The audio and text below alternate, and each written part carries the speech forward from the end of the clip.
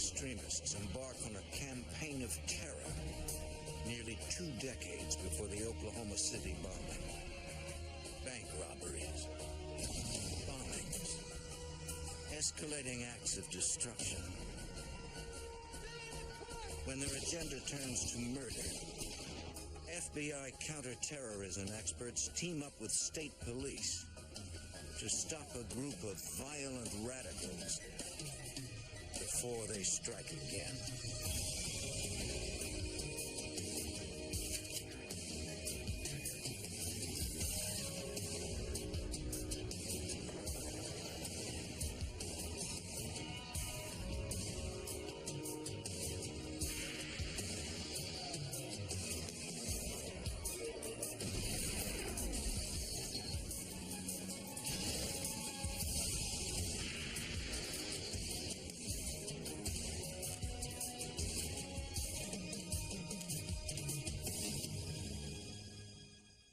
In the 1970s, a string of bank robberies and bombings spread fear and destruction along the East Coast. The FBI faced a new breed of criminal, the domestic terrorists. I'm Jim Kallstrom, former head of the FBI's New York office. For nearly a decade, these self-proclaimed revolutionaries operate underground. Law enforcement vowed to unearth them once and for all.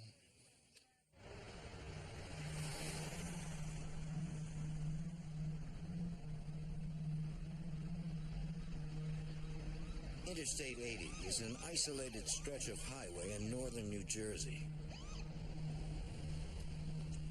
On December 21st, 1981, Trooper Philip LaMonaco of the New Jersey State Police makes a routine traffic stop.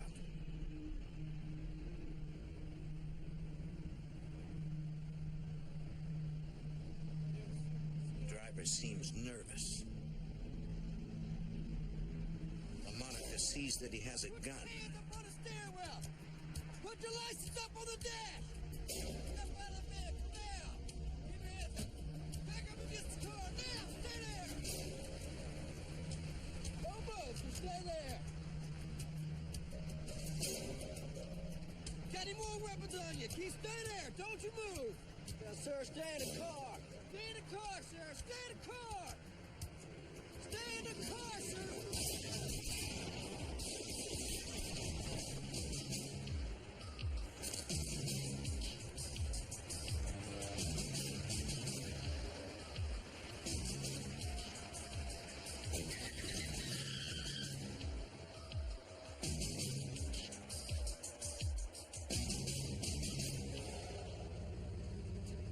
A passing motorist spots the empty police cruiser and stops.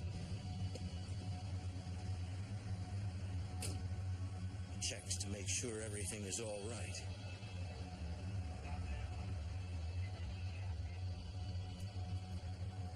In the snow, he sees the road trooper, bleeding and motionless.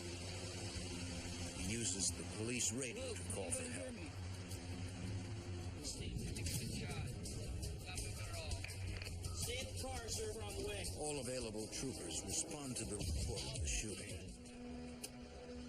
Arriving at the scene, Lieutenant Richard Ryan can't believe he's been shot.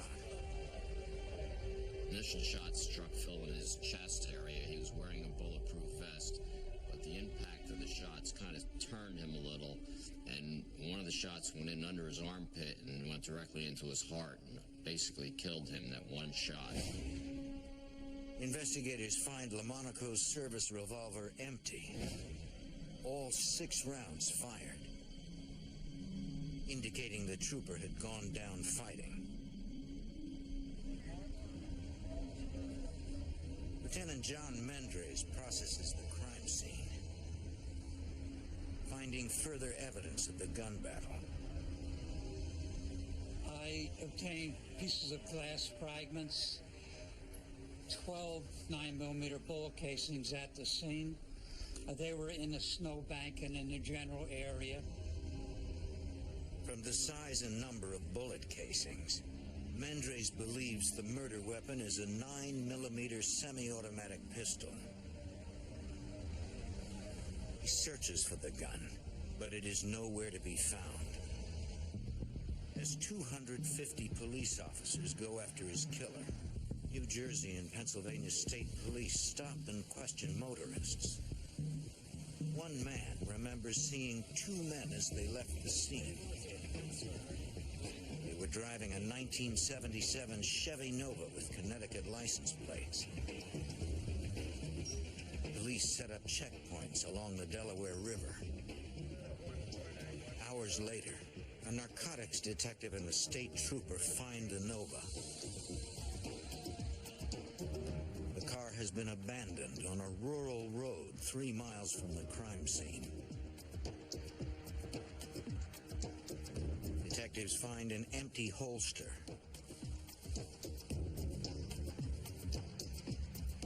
Troopers search the vehicle for clues. They find several bullet holes in the car's exterior. There was a shot pattern into the hood of the car, into the windshield, and the right front passenger window was shot out, which indicates that he was shooting at the passenger. Investigators suspect it was likely the passenger of the car who murdered Phil LaMonaco. The driver was in such a hurry to ditch the vehicle, he left behind a crucial piece of evidence. On the dashboard in plain sight was a Connecticut driver's license in the name of Barry Eastbury. For now, Eastbury's name and address are investigators' only link to LaMonaco's killer.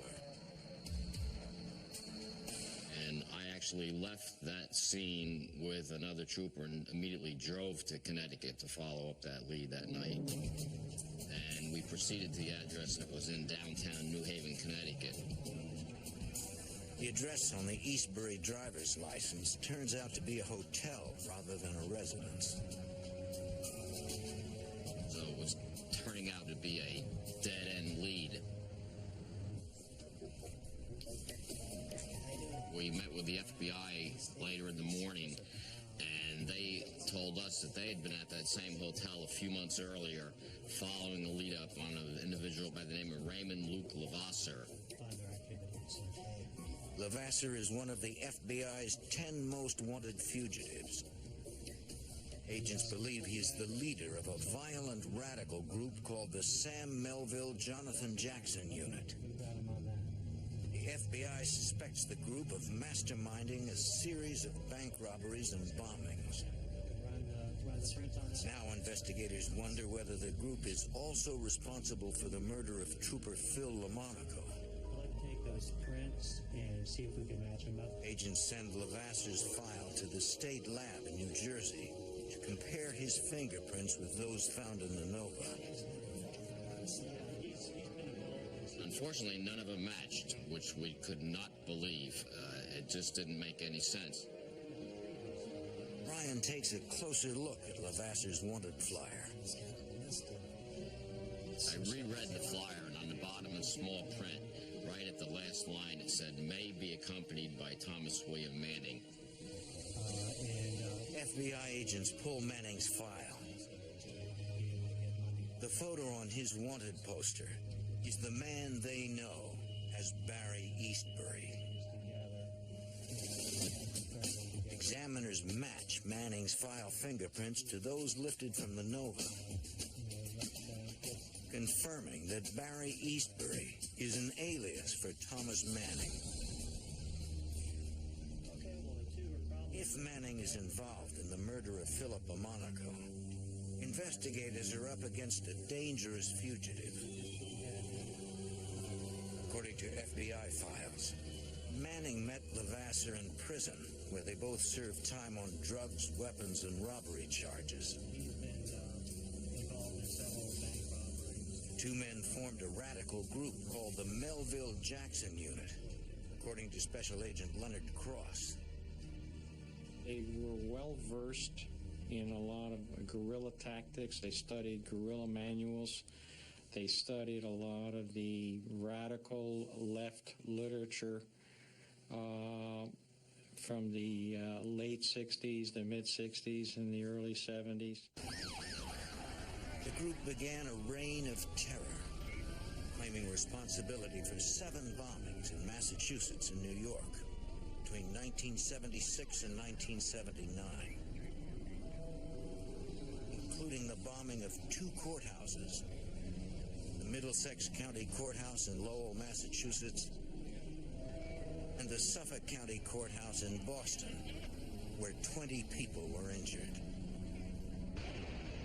According to their propaganda, the Melville-Jackson unit targets institutions and businesses to protest government and corporate policies they believe are unfair.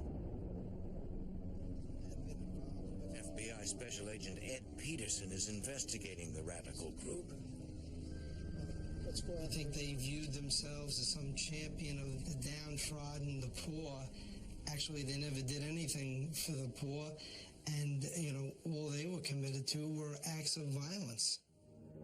Agents believe the group funds its violent political agenda with bank robberies, carefully planned operations that are executed with military precision. It was obvious that these people were not your everyday criminals. They were an organized criminal group who were traveling the New England states and committing numerous crimes. The most serious, obviously, the murder of Trooper LaMonica. On Christmas Eve, 1981, 2,000 law enforcement officers from several states attend the funeral of Trooper LaMonica. The wave of support overwhelms his wife, Donna. I was just amazed that all the way up, it was a good half mile from the church, cars had started to park to come to the funeral. Phil LaMonica was one of the most respected troopers in the state of New Jersey. He was a great trooper. He really, really was. And I think one of the main things that made him a great trooper was he really, really loved and respected his job. At a nearby municipal building, New Jersey and Pennsylvania State Police worked closely with the FBI to find the men who murdered Trooper LaMonica. The task force follows up on dozens of leads. Firearms investigators ask gun shop owners in the area if anyone has sold 9mm ammunition to a man named Barry Eastbury. They got a hit in Stroudsburg, Pennsylvania, which is right across the river from the shooting. 3 months earlier, a Barry Easterly, not Eastbury, had purchased 9mm ammunition at a gun shop in Stroudsburg. The name seems too close to be a coincidence. If these were the bullets used in the killing, the 3-month time span is an important clue. We felt that these people resided in this general area. They weren't just passing through. We were working very closely with the Pennsylvania State Police at that time. We notified them about this find. Pennsylvania State Police. 2 days later, the Pennsylvania State Police receive an unusual phone call. A local landlord calls with a complaint. The Pennsylvania State Police was notified by a fellow by the name of Charles Miller, who lived in Marshall's Creek, Pennsylvania, directly across the river in the greater Stroudsburg area. Miller owns several rental properties in the area. A dog has been abandoned inside one of his houses. He's not seen the tenants for nearly 2 weeks. According to Miller, the house was rented by a man named Barry Easterly. SWAT teams converge on the rented farmhouse.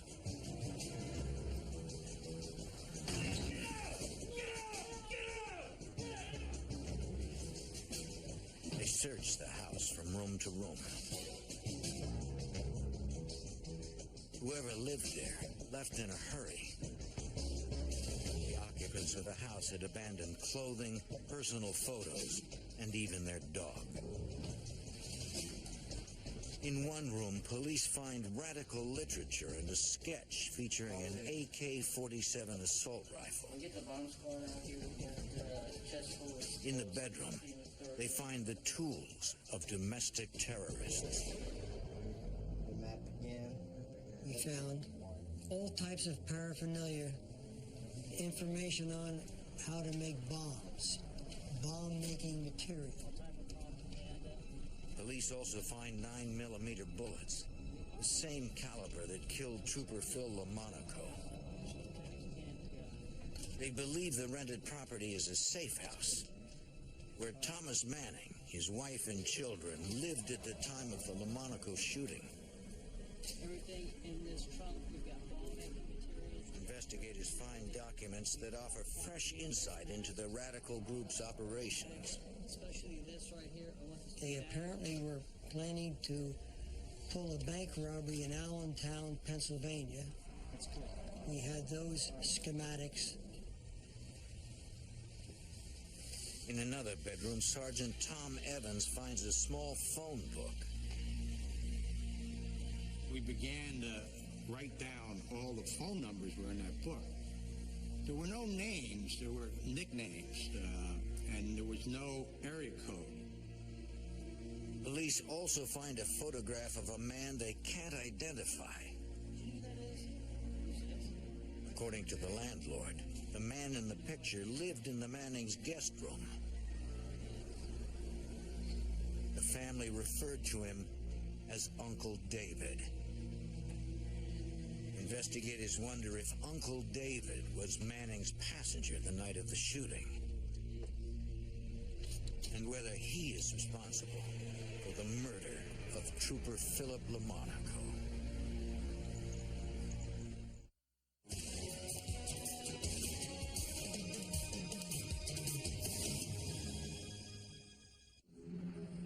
The search for a cop killer evolves into a manhunt for a group of domestic terrorists. A raid on an abandoned Pennsylvania farmhouse yields two important clues: a mysterious photograph and a book of telephone numbers. Dozens of phone numbers are listed. Sergeant Evans of the New Jersey State Police notes that none of them have area codes. Trooper said to me, "Those look like Boston phone exchanges." Next morning, we went to Boston and we started to run down the phone numbers to see who we could come up with. There were at least 100 phone numbers in there. One of them had a little note on it that said rent. The telephone number belongs to a company in Boston that rents out apartments. Investigators meet with the manager. Possibly one of your tenants? Showed him the picture. He said to me, "Trooper, I'm sorry, but I hardly ever see these people. They just mail in their check." It looks like another dead end.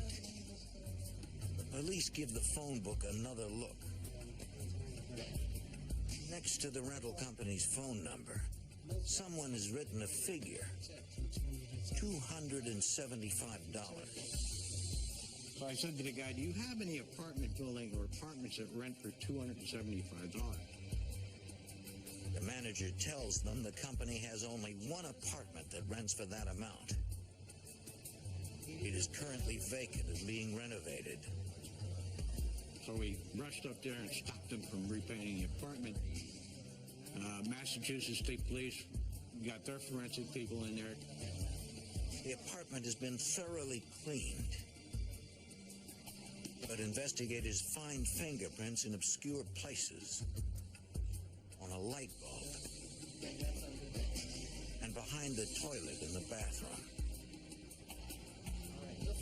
The tenant left no forwarding address, according to the building supervisor. So at that point, the guy said to me, "Well, you ought to talk to his girlfriend." At 2 o'clock in the morning, police interview the suspect's girlfriend. Is there any information or anybody that you know? Although she does not tell investigators who her boyfriend really is, she gives them the name of his stepfather.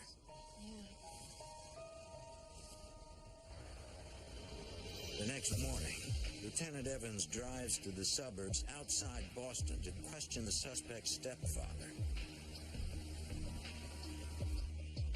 I showed him the picture and he said, "What has Dickie done now?"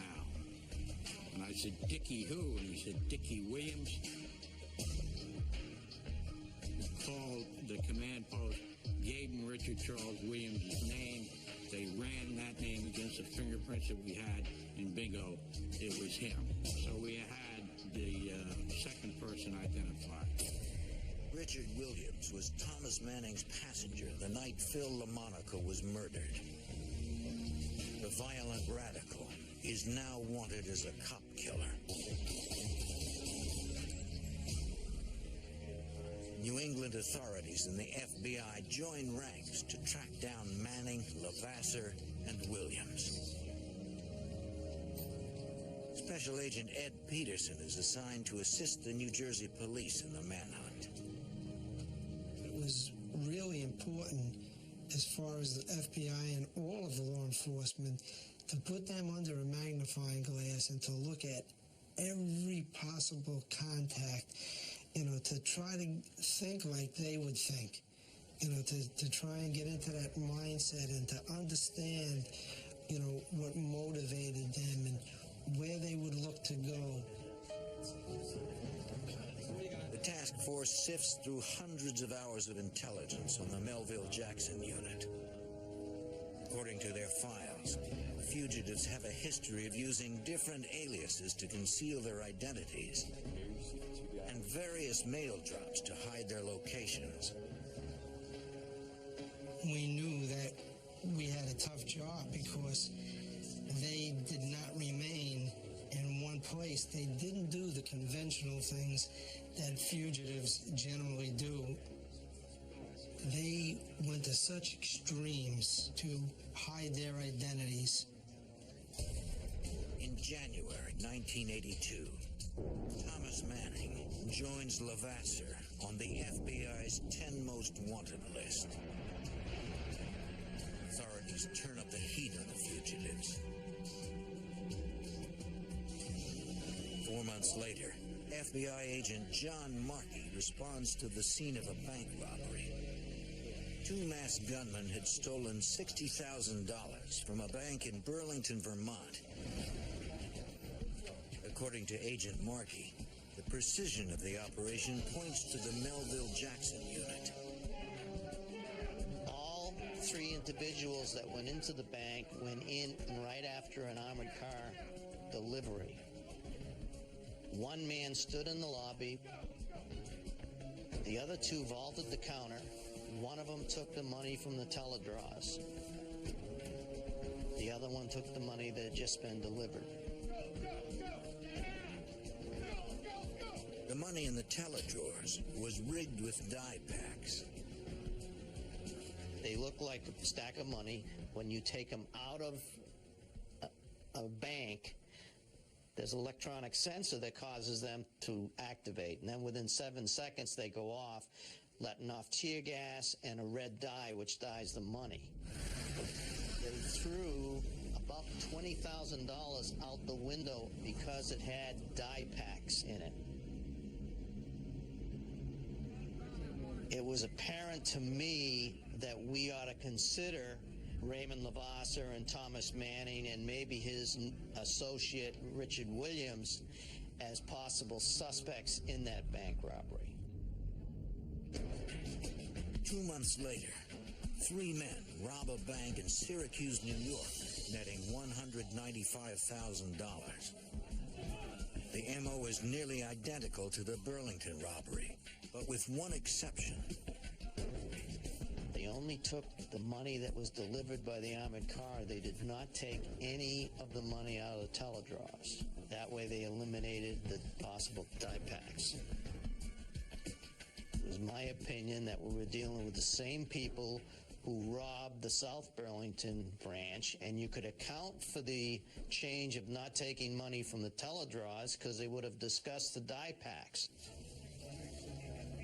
In just 2 months, over $235,000 has been stolen from area banks. Authorities are concerned that the Melville-Jackson unit is amassing a war chest to finance a new wave of terror. On December 16th, police in White Plains, New York, receive a frantic call. An unidentified man has phoned in a bomb threat to a local newspaper. According to the caller, the bomb has been planted in an office building. Fortunately, dozens of employees had evacuated before the building exploded. The blast destroyed nearly every window in the building. Inside, investigators find a communique from a group calling themselves the United Freedom Front. The UFF claims responsibility for the bombing. Agents on the case recognize the UFF's distinctive assault rifle logo. United Freedom Front. It is nearly identical to a sketch they found in Manning's safe house. We actually compared those side by side. And we decided that the logo looked enough, in our opinion, that it was them.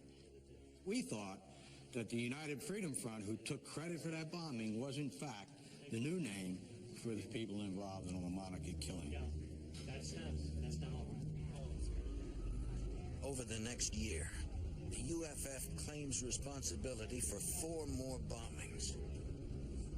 On December 14th, 1983, they call the press to issue a chilling statement. They intend to destroy the offices of a national defense contractor in Queens, New York. The caller indicates that a statement from the group can be found in a Manhattan mailbox. The letter denounces U.S. involvement in Central America, the Caribbean, and the Middle East. The bomb squad recovers 2 suitcase bombs before they can detonate. Finding an intact bomb is an important break for Special Agent John Markey. The materials used in that bomb were very similar to the materials used in the Sam Melville, Jonathan Jackson unit bombings in the 70s. The elements of the bomb that was similar was the type of clock used, that the crystal on top of the clock hole was melted into the crystal and a brass screw was screwed in to the crystal. Special Agent Leonard Cross is familiar with the design. He investigated the group's early bombings in the 1970s. In February 1984, Cross becomes the coordinator of the task force hunting the killers. The investigation into the radical group is now in its 8th year. The terrorists have stayed a step ahead of authorities by repeatedly assuming new identities. Agent Cross and the FBI task force decide to take a new approach.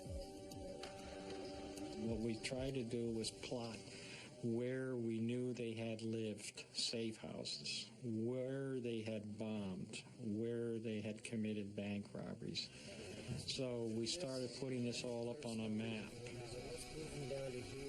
Slowly but surely, a pattern emerges.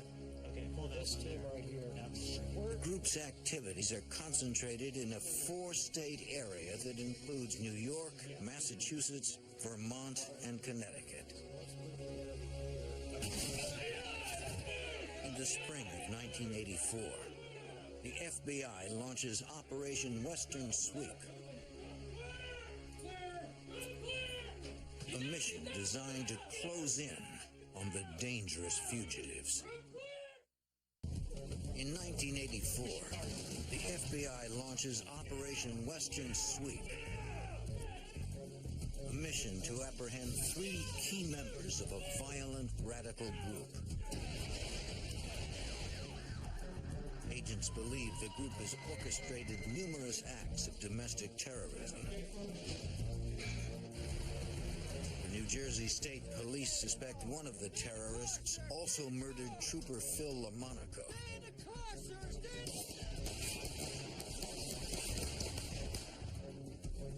Hundreds of investigators comb areas where the group is known to operate. We had the bombing. As agents uncover the group's safe houses, the FBI deploys SWAT teams to search them. But the fugitives are always one step ahead, according to Detective Richard Ryan.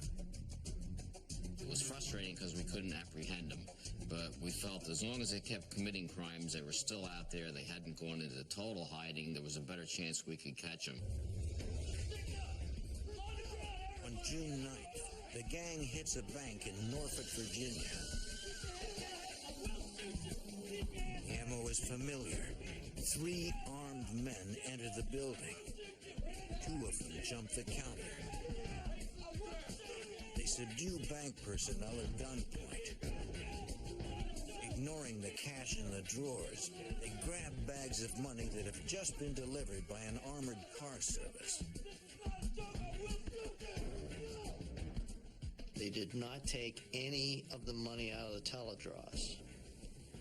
That way they eliminated the possible die packs, bait money, and sounding the alarm. The gang seems to be getting smarter with each new robbery. Investigators need a lead, however small, to break the case wide open. Special Agent Ed Peterson. We knew no matter how good any fugitive thinks he or she is, no matter how good they think they are, at some point and some time, they're going to make a careless mistake. In the summer of 1984, the fugitives make that crucial mistake. On August 4th, the owner of a storage facility in Binghamton, New York, contacts the FBI. One of his customers hasn't paid his bill in 2 years. The manager opened the storage unit so he could auction off the contents. What he found inside terrified him. The contents in there included materials on how to make bombs, how to handle firearms training, research on various corporations, and a lot of radical material, and a lot of Marxist-type literature. Agents find bomb-making diagrams in the storage unit. They show a timer assembled with brass screws. Earlier in the investigation, agents found an unexploded bomb with similar brass screws at one of the group's targets. The bomb is designed to detonate a massive bundle of dynamite with a single electric charge. The distinctive design links Levasseur and his gang to bombings all over the Northeast. There are hundreds of pieces of evidence in the storage unit. Investigators follow up on every clue, no matter how obscure. The magazines taken out of the storage bin in Binghamton, New York, at first nobody thought they would be of any value.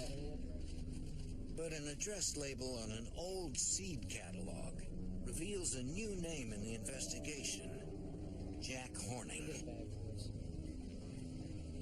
Investigators trace the address to Ansonia, Connecticut. According to neighbors, the Horning family moved away years earlier. The trooper that was assigned to this lead felt, again, we have another dead-end lead. However, he continued to interview people in the neighborhood, and he developed a babysitter who had lived a few houses down, and she babysat for the Horning children. teenager remembers the Hornings well. She tells the trooper that Mrs. Horning was a normal mom. The kids were well behaved.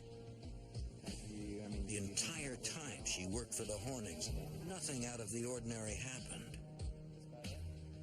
But then she remembers one small incident. One day she was out with Mrs. Horning and they had a motor vehicle accident. On a hunch, the trooper follows up with the Connecticut Department of Motor Vehicles. He is unable to find an accident report involving a Mrs. Horning. But one report does match the time and location of the incident. The key was that the babysitter was listed on the accident report as a passenger in that vehicle. The name the driver gave police at the time was not Horning, but Himes. This is interesting. Judy Himes' Connecticut license has since expired. It was traded for a New York license in 1980. From Connecticut. Later, the New York license was turned in for an Ohio license. According to DMV records, the Ohio license is still current. Judy Himes' name, along with her address in Columbus, is forwarded to Sergeant Tom Evans. So I called the Columbus Police Department. Yeah. And I said, what is at that address? And the guy said to me, it's a mail drop. And a mail drop meant that's them, that's their MO, that's what they used. They didn't have mail sent to their home. In Columbus, the FBI rents a vacant house across the street from the mail drop. From there, agents can monitor the facility with video cameras. The mail drop was a 24/7 operation, so this was going to be difficult to surveil. On November 3rd, 3.5 weeks into the stakeout, a woman arrives at the mail drop. Investigators visually identify her as the wife of Raymond Levasseur. It's the first time now in probably over 10 to 12 years that any law enforcement agency had any of these people actually in sight under surveillance. So you can imagine how the adrenaline was pumping. The fugitive's wife is law enforcement's only link to the terrorists. Rather than making an arrest, agents follow her, hoping she will lead them to her husband.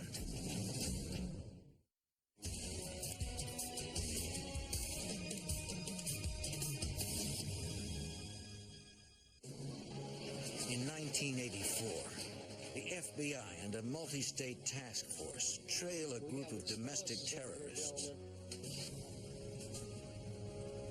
The violent radicals are suspected of a series of bank robberies and bombings.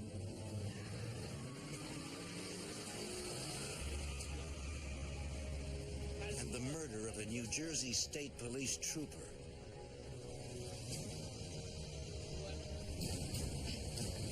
Investigators track the group from a safe house in Connecticut to a mail drop in Columbus, Ohio. After nearly a decade, their only lead to the terrorists' location is the wife of gang leader Ray Levasseur. Agents follow her as she leaves the mail drop. They know that, like the rest of the group, Levasseur's wife is skilled at covering her tracks and at spotting a tail. They're careful to keep their distance, using aerial surveillance as a backup in case she slips away. Detective Richard Ryan. She was on and off the highway numerous times, stopping, starting, looking around, taking local roads back onto the interstate, back off. So it was a difficult surveillance. 2.5 hours later, the target stops at a house in Deerfield, Ohio. New Jersey State Trooper Richard Tao watches the house from a distance. approximately 20 minutes later, a male subject left the house and got in his car and left the area. The male subject is Richard Williams, the man wanted for the murder of New Jersey State Trooper Philip LaMonaco. FBI agents follow Williams to a safe house in Cleveland. They now have two houses under surveillance, 60 miles apart. In one location, we had the suspected murderer of Trooper Philip LaMonaco. And the second location, we had top 10 FBI fugitive Ray Levasseur. Surveillance continued through the night and into the morning. Around 9:40 a.m., the Levasseurs leave their house.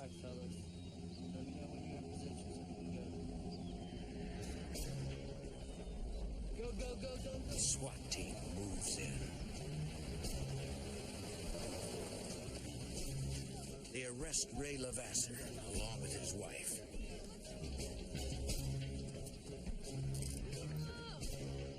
Call then immediately went out to Ohio, up to Cleveland, that Levasseur was in custody, so now a decision was made to raid the Cleveland, Ohio house.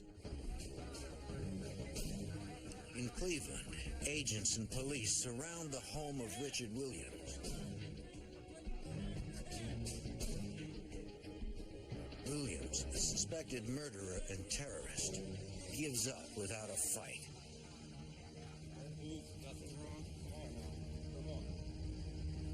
After years of work, the task force has captured two of the group's three key men in less than an hour. We had Ray Levasseur and his wife. We had Dickie Williams. The only remaining fugitives that we had was Tom Manning and his wife. Agents question Richard Williams about Thomas Manning's location. Williams stalls for hours. With every passing moment, the fugitives have more time to escape. Where is he? Finally, Williams breaks down and reveals the addresses of three safe houses located in Jefferson, Ohio. One of them belongs to Thomas Manning. Let's go. We proceeded to that location and conducted a very extensive search. Williams' stall tactics have given the Mannings enough time to flee, but not enough time to cover their tracks.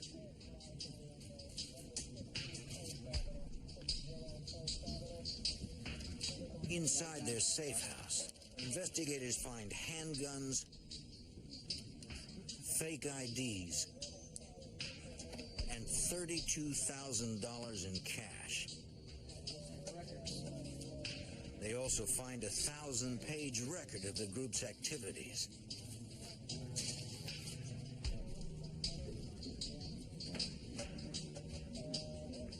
In one room, agents find a police scanner tuned to a frequency used by the FBI. In another room, they find explosives and bomb-making supplies. They also find a bomb kit that contains distinctive brass screws that match unexploded bombs recovered in 1976 and 1983.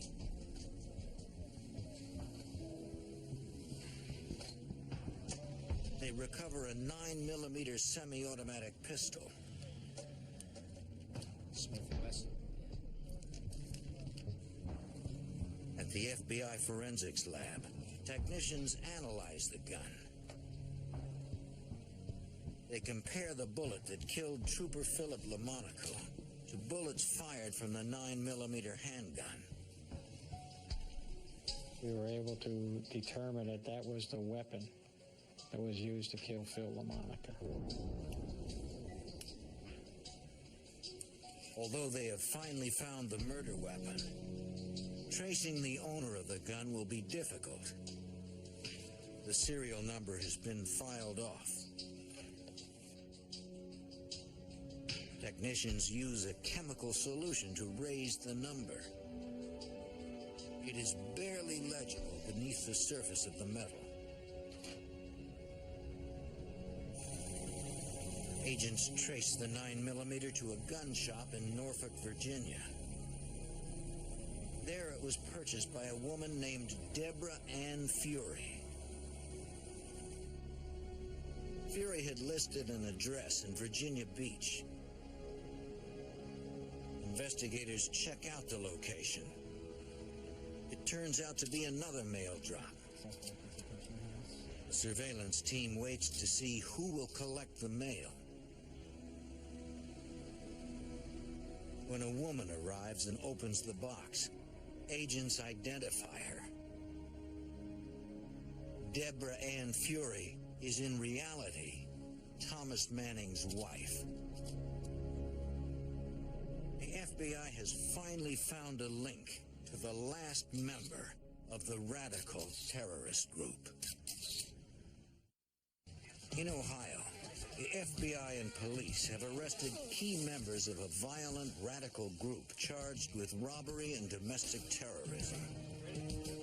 One of them, Richard Williams, is suspected of killing a police officer. Two of the group's members, Thomas Manning and his wife, are still at large. It has been 5 months since Manning and his family fled their safe house in the rural town of Deerfield. The FBI traces a gun found in the safe house to an address in Virginia Beach, Virginia. As it turns out, the address is another mail drop. After weeks of surveillance, agents spot the fugitive's wife picking up the mail.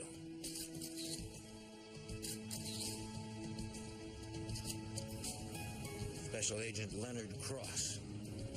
We knew she had a scanner and she'd be scanning for police radio frequencies as well as FBI frequencies.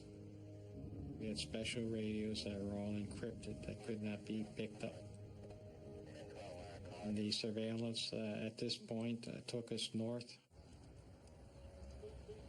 Manning's wife leads investigators to a safe house in Norfolk about 20 miles away. They do not want to arrest her until they can be sure her husband is at home. An hour later, investigators follow her to a nearby shopping center. As an arrest team takes her into custody, a second team moves in on the safe house. Manning is now outside, unaware he's being watched. He had no weapons. The decision was made so no one would get hurt. This would be the time to make the arrest.